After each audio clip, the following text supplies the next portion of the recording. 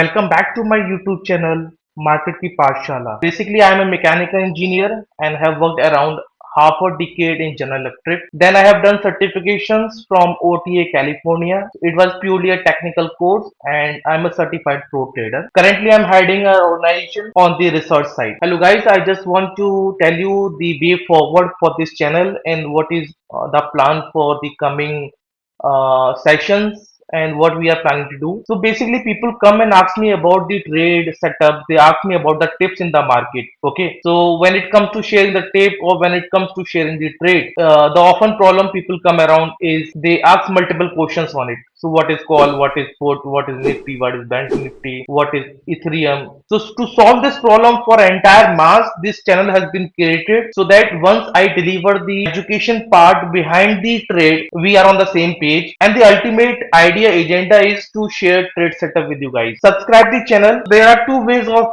analysis in the market: the fundamental and the technical analysis. So the fundamental and the technical analysis are both the two major schools of thoughts and are the sole schools where the analysis is done of the stock market, and they are quite end of each spectrum. जैसे बोल सकते हैं एक ही सिक्के के दो पहलू हैं ये।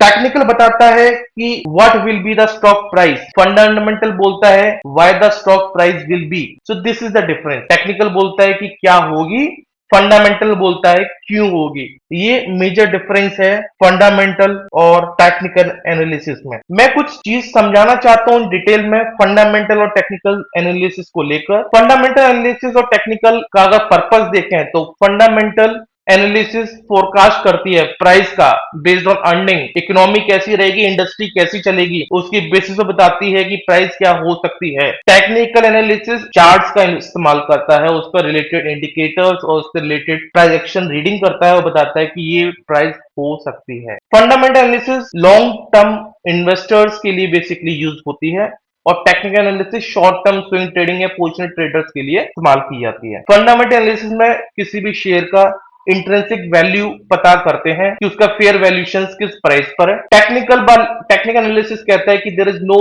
Real value to the stock, it comes from the demand and the supply forces that act on that particular share. Fundamental analysis में कोई भी ट्रेंड नहीं होता है, they don't believe in trend something, but in technical analysis कहती है कि it is cyclic in nature, it is all about trend and it will keep on happening, it will repeat on. Fundamental analysis में concepts का इस्तेमाल किया जाता है, ROE, EPS and many more. Technical use करता है प्राइस एक्शन रीडिंग का, कुछ इंडिकेटर्स का और चार्ट्स को रीड कर अपनी रीडिंग करता है। मैं एक टेक्निकल एनालिसिस हूं तो हम टेक्निकल को बहुत डिटेल में समझेंगे, उसके ऊपर हम करीब 25 से 30 सेशंस बनाएंगे जिसको चार्ट्स के थ्रू और किसी पर्टिकुलर स्टॉक के थ्रू समझेंगे। अभी शॉर्ट में हम फंडामेंटल एनालिसिस को समझ लेते हैं जितना अपने काम की चीज है। तो फंडामेंटल एनालिसिस को में बहुत कुछ चीजें देखी जाती हैं, इकोनॉमी क्या कर रही है, गवर्नमेंट की पॉलिसीज क्या है, इंडस्ट्री कैसा परफॉर्म कर रही है, मॉनेटरी पॉलिसीज का फ्लो क्या है, क्रूड ऑयल प्राइसेस क्या चल रही है, यूएस डॉलर के फ्लक्चुएशंस के ऊपर काउंट होता है, geopolitical scenario, geopolitical stability and instability देखी जाती है, ग्लोबल मार्केट कैसा परफॉर्म कर रहा है,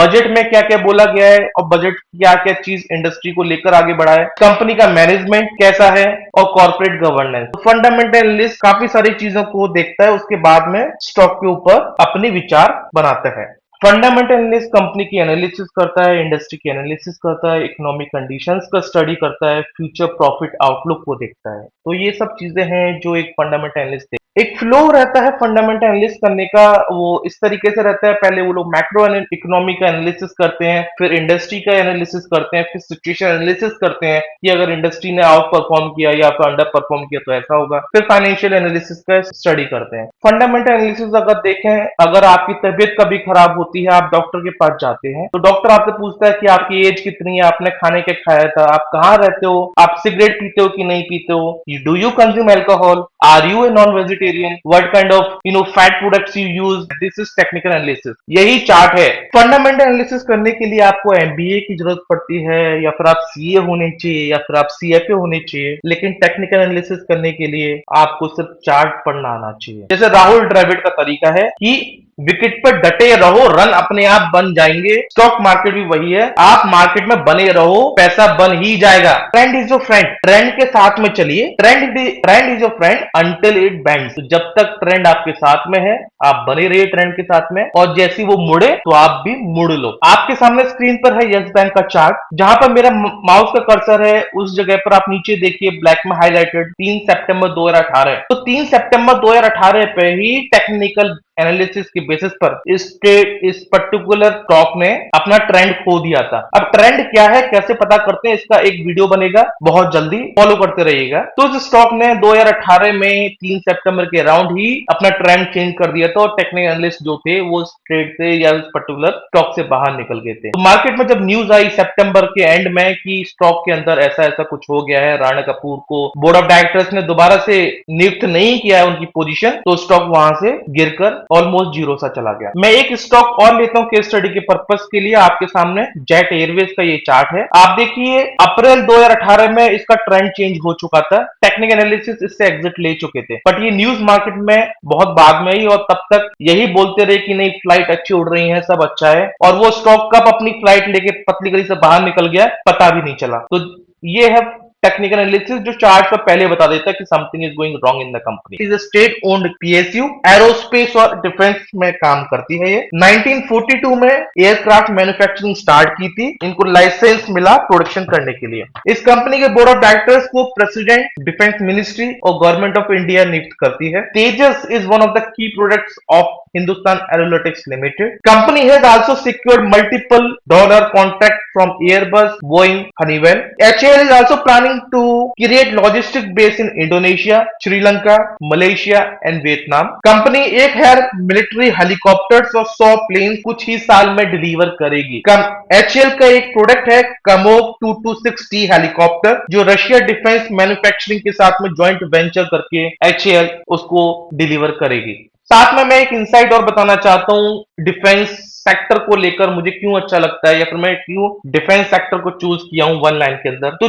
जब भी कभी कहीं पर भी किसी कंट्रीज के बीच में वार होता है तो बाकी सारी कंट्रीज अपने आप अलर्टेड हो जाती हैं और अपने डिफेंस सिस्टम को स्ट्रॉन्ग करना स्टार्ट कर देती हैं। तो ये तो था कंपनी का बिट ऑफ फंडामेंटल एनालिसिस। अब फंडामेंटली उसको और कैसे देख सकते हैं, तो इस ये screener.in करके वेबसाइट है, इसमें आपको पूरी कुंडली मिल जाती है स्टॉक की। इसका लिंक मैं डिस्क्रिप्शन में डाल दूंगा, वो चेक कर लेना आप। तो हिंदुस्तान एरोनॉटिक्स लिमिटेड, इसका मार्केट कैप है 79,000। ओके, अब मार्केट कैप क्या होता है, छोटा सा है एक टॉपिक स्टॉक के थ्रू मैं आपको समझा देता हूं मार्केट कैप होता क्या है। तो मार्केट कैप समझते हैं क्या होता है मार्केट कैप। तो मार्केट कैप जो लार्ज कैप स्टॉक होते हैं 20,000 करोड़ से ऊपर का जब उनका रेवेन्यू होता है तो उसको मार्केट वो लार्ज कैप की कैटेगरी में जाते हैं। सेबी ने एक डेफिनेशन दे रखी है कि टॉप 100 कंपनीज निफ्टी की लार्ज कैप कहलाई जाएंगी। मिड कैप की मार्केट कैप रेंज होती है 5,000 से लेकर 20,000। स्मॉल कैप 5,000 करोड़ से नीचे के होते हैं। सेबी की डेफिनेशन के हिसाब से टॉप 100 कंपनीज लार्ज कैप की होती है, 101 से लेकर 250 तक मिड कैप में आती है और 251 ऑनवर्ड स्मॉल कैप में काउंट की जाती है। लार्ज कैप की रिस्क प्रोफाइल की बात करें तो लार्ज कैप स्टॉक जो होते हैं वो थोड़े से कम रिस्की रहते हैं, कम वॉलेटाइल होते हैं। मिड कैप स्टॉक जो होते हैं उनके अंदर थोड़ा हायर ग्रोथ पोटेंशियल होता है, थोड़े से ज्यादा वॉलेटाइल होते हैं। स्मॉल कैप जो स्टॉक्स होते हैं वो हाईली वॉलेटाइल होते हैं, बहुत ज्यादा उनके अंदर वॉलेटिलिटी देखने को मिलती है और रिस्की भी काफी रहते हैं। अगर एक एनालिस्ट पॉइंट ऑफ व्यू से बात करें कि आप पोर्टफोलियो में कितना रिकमेंडेशन देंगे लार्ज कैप, स्मॉल कैप और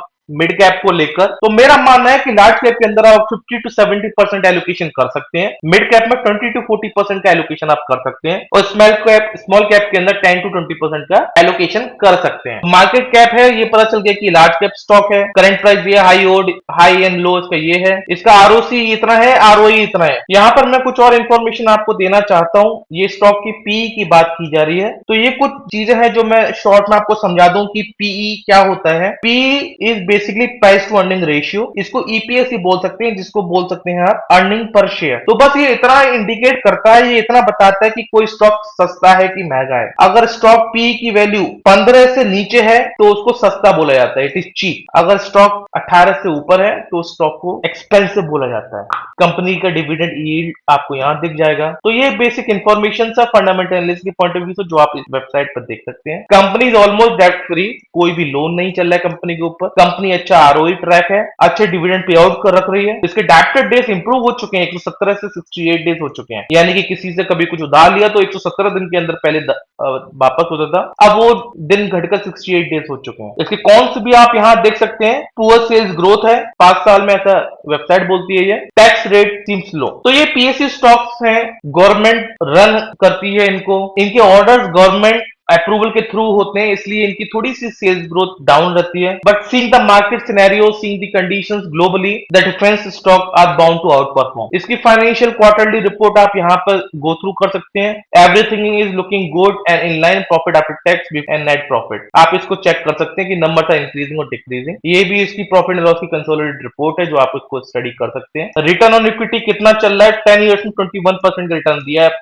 5 ईयर्स में 23% रिटर्न दिया है, 3 ईयर्स में 25% रिटर्न दिया है, लास्ट ईयर 29% का रिटर्न दिया है, तो which is fair enough. Return on equity ROE की बात करें तो बहुत अच्छी है। इन्वेस्टर्स के पॉइंट ऑफ व्यू से देखें तो दिस इज आउट परफॉर्मेंस। यहाँ पर आप कंपनी की बैलेंस शीट को पूरा पढ़ सकते हैं, कैश फ्लोज को देख सकते हैं, कंपनी के रेशियोज देख सकते हैं, इन्वेंट्री डेज कितना चल रहा है, डेब्टर डेज कितना चल रहा है। ये काम की चीज है, शेयर होल्डिंग पैटर्न जिसको एसएचपी भी बोलते हैं, शेयर होल्डिंग पैटर्न, ये काम देखने की चीज है। तो प्रमोटर्स हैं जो कंपनी के, वो 75% इसका शेयर होल्ड करके बैठे हुए हैं। एफआईज अगर देखें तो 5.56% शेयर होल्ड करके बैठे हुए हैं, जो कि आप पास में देखिए 2019 के आसपास नहीं इंटरेस्ट शो कर रहे थे। This is something that has happened good. और देखने वाली मजेदार बात यह है कि जून 2022 से ये लोग एक्टिव हुए हैं, तो something good is going in the stock. DIIs का अगर आप देखें तो डीआईएस का डेफिनेटली एक इंक्रीमेंट हुआ है, जहां डीआई पहले कभी 8-9% स्टॉक में इंटरेस्ट रखते थे, वो इंटरेस्ट 15-17% के आसपास चल रहा है। पब्लिक का इंटरेस्ट या पब्लिक का स्टेक इस कंपनी के अंदर 3.5% के अराउंड है। डीआई में देखें तो देख सकते हैं 17 से 15% हुआ है, लगता है कि यहाँ पर गिरावट आई है डीआई की तरफ से। लेकिन अगर इसको डिटेल में देखें कि कौन से डीआई की तरफ से ये गिरावट आई है, तो ये गिरावट मेनली लाइफ इंश्योरेंस कॉर्पोरेशन की तरफ से आई है। तो हो सकता है कि कोई ऐसा कॉर्पोरेट रूल हुआ हो सेबी की तरफ से या गवर्नमेंट ऑफ इंडिया की तरफ से कि एलआईसी को अपना स्टेक थोड़ा सा कट करना पड़ गया हो इस कंपनी के अंदर से। सो ये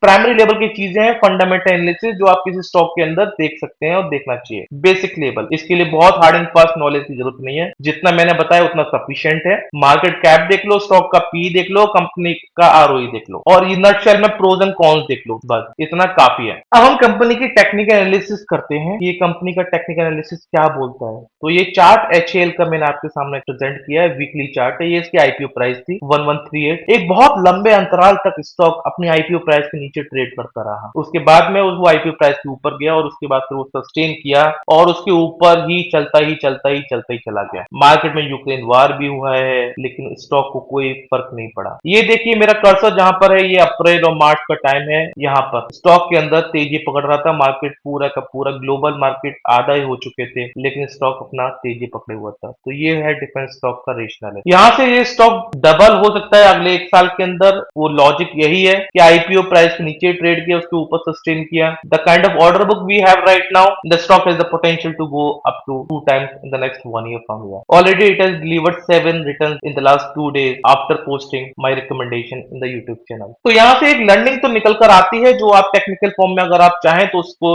अडेप्ट कर सकते हैं कि कोई भी स्टॉक अपनी आईपीओ प्राइस की जब नीचे ट्रेड करता है तो उसके अंदर वीकनेस रहती है, और आईपीओ प्राइस के ऊपर एक बार चला जाता है तो उसके अंदर स्ट्रेंथ आ जाती है और स्टॉक वहां से तेजी पकड़ता हुआ देखा जा सकता है। तो this is one of the example where you can check the IPO price and take your decision accordingly. आज मैं एक स्टॉक और आपको देना चाहूंगा, एक स्टॉक और आज मेरी तरफ से आपके लिए लॉन्ग टर्म इन्वेस्टमेंट के लिए। ये स्टॉक आपके सामने है वॉलचंद नगर, 68 रुपीज के अराउंड ट्रेड कर रहा है ये भी, और ये स्टॉक यहाँ से 4 टाइम्स अगले 2 साल के अंदर मैं इसका एक रिकमेंडेशन जनरेट करता हूँ आपके सामने। तो 68 रुपीज का stock in the next 2 years can give you 4x return here on. ये भी डिफेंस का स्टॉक है वॉलचंद नगर, ठीक है। जैसे 2 दिन पहले ही मैंने एक चीज नोटिस की मार्केट में कि 17,500 की जो पुट थी 8 सितंबर की, वो 100.35 चल रही थी उसका प्रीमियम। मार्केट नया हाई पर हाई मारे जा रहा था, लेकिन premium of the put was not getting down. मैंने 1 घंटे का वेट किया मार्केट खुलने के बाद। मार्केट हाई पर हाई बनाते चला जा रहा था, लेकिन